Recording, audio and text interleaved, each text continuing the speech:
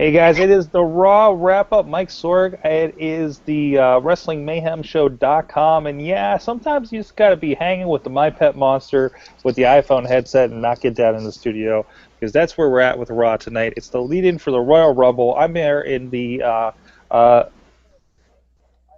living room. Oh, sorry, my video was running in the other window, and it was really screwing with me. Coming at you from the Mayhem living room in Pittsburgh, PA.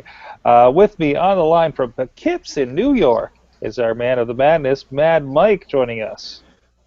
Sorg, this wasn't a go home Raw. This is a go home you're drunk Raw. It was just not good.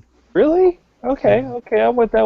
Let's get that further. Also with us from Johnstown, PA, it's Bobbyfjtown of InsertCoinToBegin.com, just lounging, also in the Bobby F living room.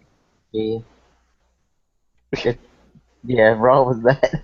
The ending made up for Raw. That was a good ending. You gotta admit. Let's start with that. So yeah, no, it didn't start too great, but that ending was like one of the better Royal Rumble go-home endings I can remember. And to be clear, I don't remember any Royal Rumble go-home ending ever. The most recent one is the most memorable. That's right. That's the one. Hey, that's the one I remember. That's the most memorable. That's the one that wins. Mm-hmm. No, and it would be really great. better if Bray Wyatt even had a remote shot of winning. But they've done such a good job with making Bray and the Wyatts like a threat in this thing, like a considerable threat to make like most of the populace say, "Man, Bray could do it. This could happen." You know, I mean, I don't expect anything less than Roman walking out of that thing, mostly unscathed, and you know, to the point where you knew they were going. I can't believe they had to really drive it home.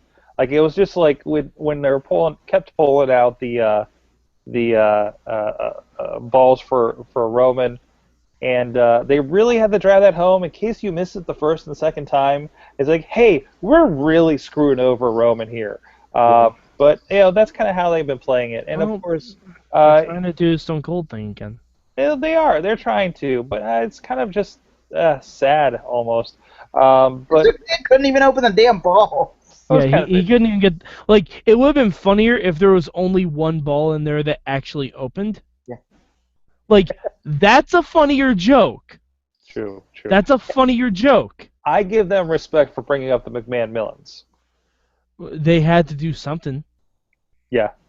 They had to do something. I mean, I was begging with Sheamus during that opening promo to mention to Chris Jericho that not only is Sheamus a Royal Rumble winner, but the guy he threw out was Chris fucking Jericho.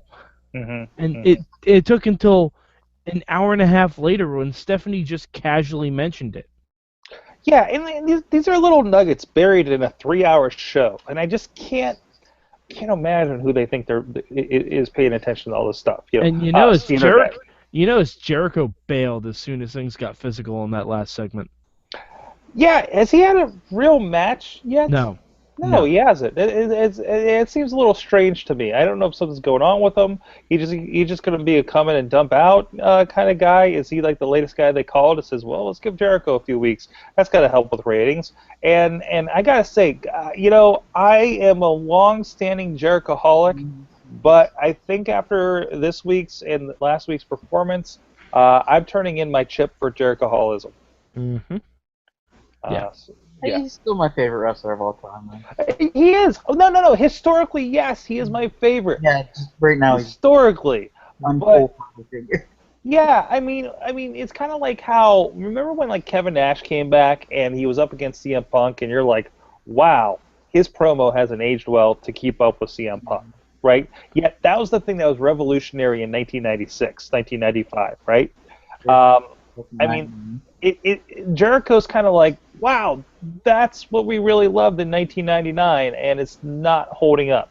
Again, like we talked about with the Mayhem Mania on the Main Wrestling Mayhem show this past week, I kind of wish, we would get the suit Jericho, because we've had the yay wisecracking Jericho the last few times he's come back, and it doesn't, that doesn't do it for me anymore.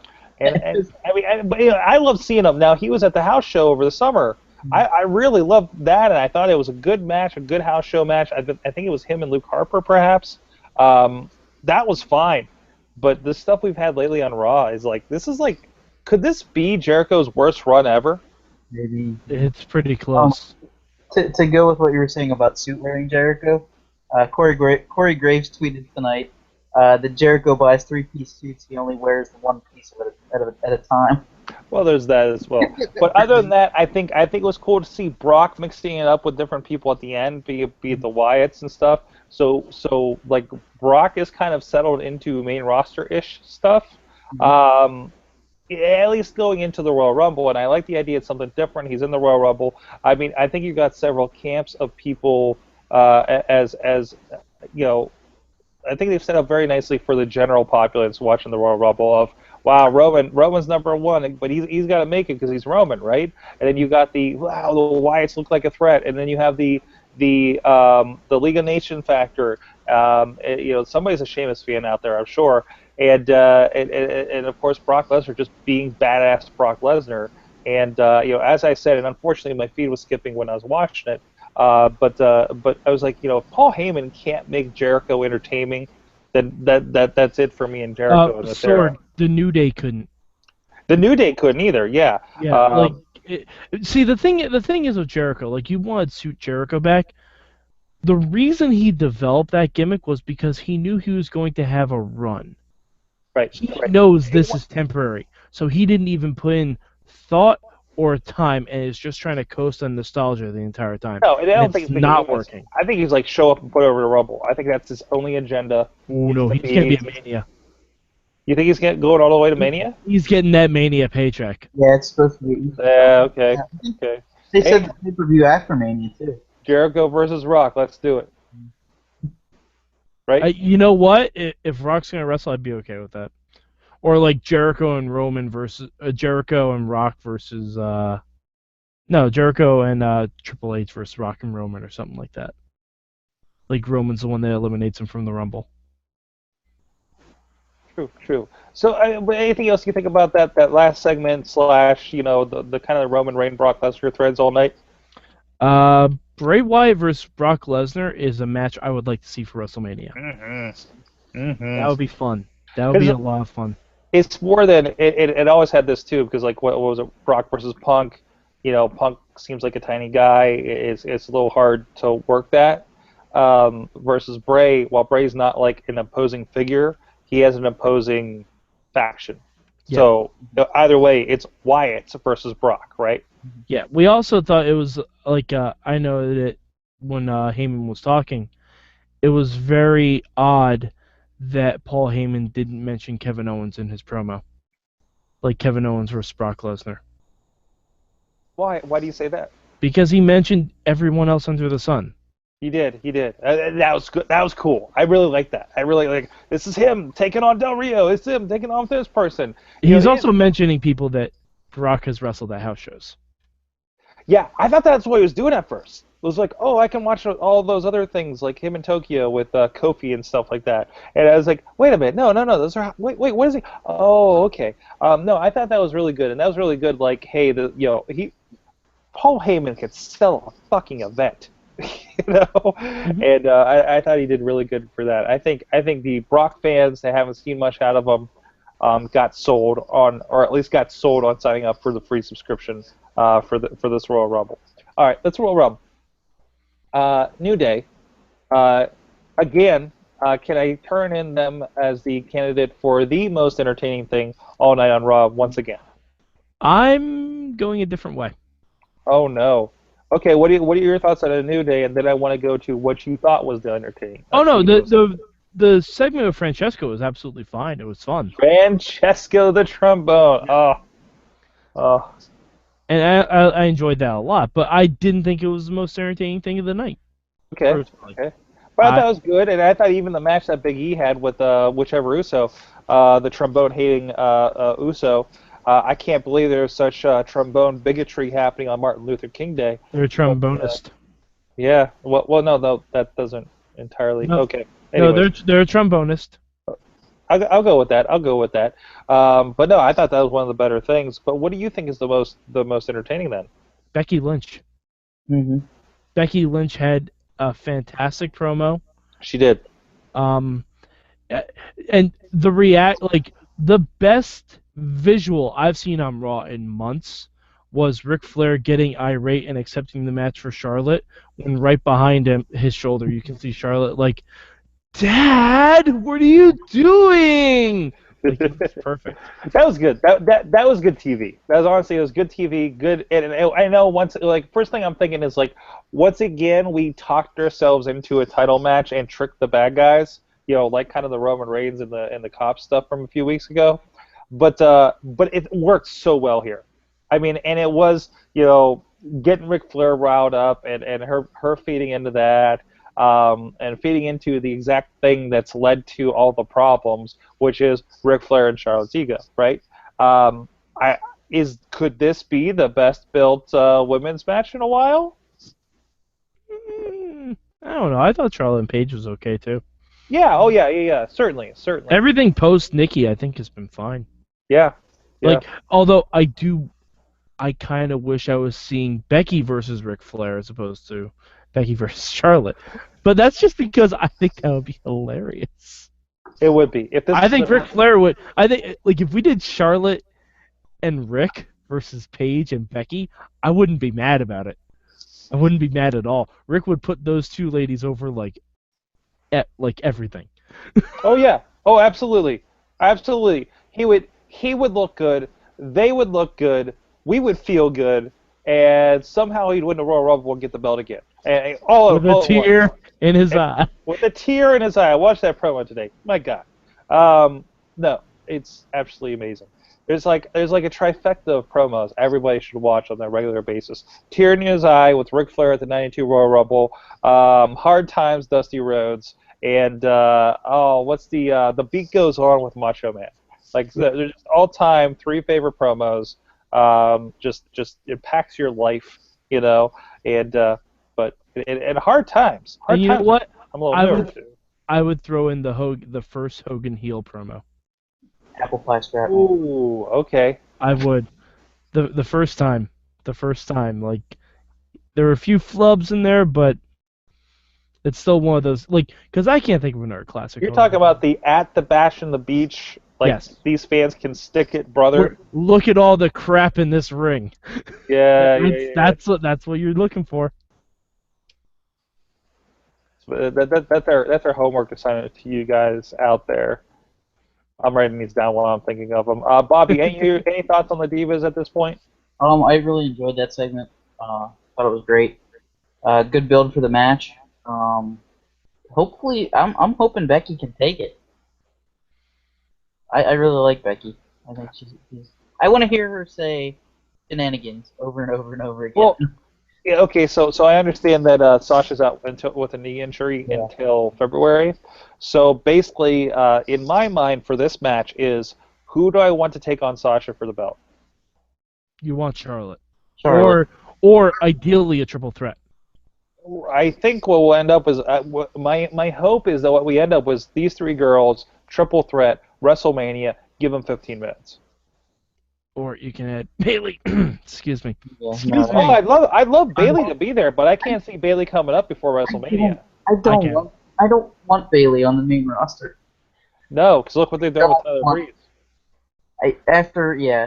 No, I don't want Bayley on the main roster. Like, I think we had 8-man tags and stuff tonight. You're just like, well, that's what happens with NXT people that don't get it.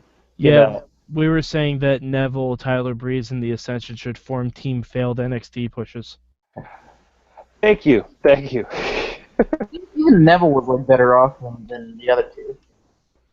Neville's had, like, a spotlight on him for a while. Neville, no. Was the spotlight on him, though, or was it on people surrounding him? I think Neville overall, like, I think he's got the spotlight. I think he has a spot on the card.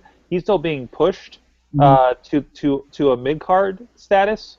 Yeah. I think Neville is fine. Breeze fell off a cliff and nobody remembers his name. Yeah. You know, not and quicker, and not as bad as Adam Rose, but quicker. and that scares me. That scares me, and Well, that's my worry about these guys. Like they're so great in NXT in that atmosphere, and they pop up, and for whatever reason, and I don't think it's crowd reaction. They're making money there, Sorg. They're making movies. They're making more money there, Sorg. That's the other thing. You're kind of like, I'm sad that we're not seeing much of you, but I know you're getting a better paycheck and probably better merchandise sales than when you're hanging in NXT. oh, I don't know about that. Has there been a new Tyler Breeze shirt? I don't know. I don't think so. Is there any new Neville merch?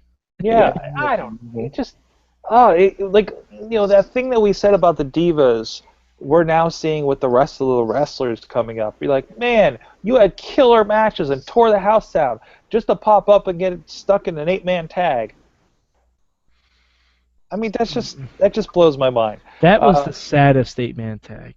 It really was. But it shouldn't have been. It really shouldn't have been, especially with how much talent was in that ring. Sorg, here's the thing about that 8-man tag. Okay, if you want to have Titus, Henry, and R-Truth with their Caucasian buddy Neville, okay, fine. I get it. It's worth the Kingdom. I understand that. But they should go up against the Social Outcasts. Right. You just made a heel stable of 4 people. Big Show can knock out Stardust in the Ascension, and it'll have the same effect as him knocking out Heath Slater in the Social Outcasts. But I don't think a Social Outcast at this point can't be hurt by that. But that's my point. Anything you do in a positive for them goes farther than anything you do to knock them out and knock them down. I was just trying to think of a way for Tyler Breeze not to be so sad. Because he literally was manhandled by 3 people. He was, like, to the point where he overshot Mark Henry's head. Titus O'Neil apparently forgot how short Mark Henry was compared to him, and just completely blew. Like, it reminded me of the Air Jock incident in IWC, where he just blew over 6 guys right in the front row. Like I had flashbacks to that event. But thankfully everything was in the ring, and he didn't throw him out of the ring. Titus, I'll point this out. Titus could have very easily, accidentally, thrown Tyler Breeze over his head and out of the ring. Yep. And make the point that he was nowhere near any of the ropes. He would have thrown him out the hard way. Okay. He might have thrown him into Neville, and then Neville would have fallen off the turnbuckle. I want to see him eliminate somebody from halfway across the ring doing that move over his head. Yeah. Let's make that happen. I am pulling for Titus O'Neil knocks out at least 5 people in the Royal Rumble. Sorg, you know what I'm pulling for? I am pulling for no one in the ring at the end of Raw winning that Rumble. Wow. That's what I'm pulling for. And it could happen. It could happen. It could happen. I mean, R-Truth could win this thing. Well, no, I'm saying there's a couple outliers that it could be. Okay? Chris Jericho, not in the ring. Kevin Owens, Dean Ambrose, not in the ring. Dean Ambrose losing a last man standing match, coming in at number 2 to fight his buddy Roman Reigns, and going all the way through the end to win the WWE title. That's a great story. And I think Kevin Owens, I had the thought tonight of Kevin Owens doing a very similar thing. Absolutely. And you also have Triple H, not in that ring. Yes, and by the way, I disagree fully, and I really hope they don't. I think this would, of all the weird things they don't in Royal Rumble, I think this is a ruiner of it. Oh, there's a 31st guy. That idea going around. Oh, no, they would never do that. No, they would never do that. Triple H coming out at 30 can completely happen. Yeah. But there's also The Undertaker wasn't in that ring. Who? The Undertaker, Sorg. The part-time taker? The goddamn Undertaker. The man who will have his last WrestleMania match in his hometown. He can come out at number 30, win the WWE title, and says, if I can't keep this belt at WrestleMania in my hometown, I will retire. Raise the stakes, baby. Raise the stakes. And out of the building. And from left field, there's one other person who could be at the end of that match, new WWE champion, who was not in that ring tonight. And I'll just say it would be Santina. phenomenal if that happened. Santina, It would right? be phenomenal. Santina. No, no, no, Oh, Doc Gallows. no, no. It would be phenomenal Doc if that Hendricks. happened. Doc Hendricks. Why No. are you? I don't know. Are you Doc Hendricks? I'm saying What is this? someone what is this? comes back to Are you the impact dancing zone. now? He's throwing So- he's throwing his arms out in I'm such saying a way for you someone- audio listeners. I'm saying someone comes back to impact zone adjacent and gives Dixie the big FU and wins the WWE title, Mr. AJ Styles. Oh wow! I cannot imagine them ever doing that with. I know anybody they in their would personal never life. do that in Never doing that out. a million years. Would never do that. Holy But crap! imagine if they did, just for a second. How fucking cool would that be? It will not happen as long as Vince is alive and has any say. I don't know, Sorg. He had difficulty opening those balls. He may not have long to live. You got the difficulty with the balls, so you never know what he's actually in control of anymore. Mad Mike, thank you so much for joining us and making us talk about balls. To end this off, Mad Mike 4883, he's R.I.P. Francesca. I just noticed that.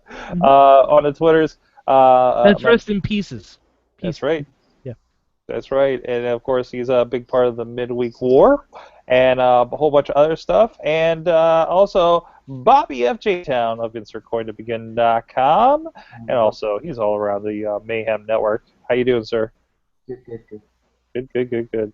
And of course, tomorrow night we are scheduled, although I'm not sure the time, we're figuring this bit out, and we don't know which version of the show he's going to be on, but we're going to have Mr. Chris Joseph of Lucha Underground joining us once again.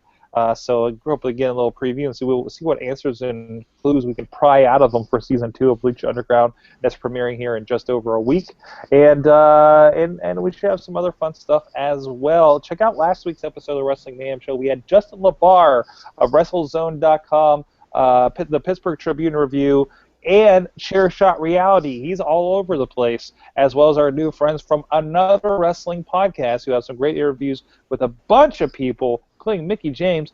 Jealous, although I got once touched on the arm by Mickey James. That was cool. But anyways, but go check them out as well. They got some good stuff coming up with the Global Force Wrestling, which I hope Mad Mike's going to be going to up there in Poughkeepsie. I'm debating it, Sorg. Should make it happen, man. If you can, I think you would have fun at that show. I have not been impressed with Global Force Wrestling by the cards or by the things I hear about it, and I know people that are pretty gung-ho about it and have done some good matches in there and stuff, and brings his belt to the shows that he's on, and then it made me want to pay for a picture with it. I'm like, no, buddy, I'm gonna go film the show. Thank you. But no, seriously, I think this card is really good. I'm really considering it because they're gonna have Sanjay Dutt versus Jigsaw, which I think that'll be good. That'll be great. That sounds really good. I don't know if I can justify for that because honestly, the rest of the card, I don't know if I care. No. It should be good stuff because they have some of those guys coming up from Pro Wrestling Syndicate. I think that'll even it out for you. Okay. So, I'm just saying. I think you'd be pretty happy with it. And it's not in a ball field, so. That's true.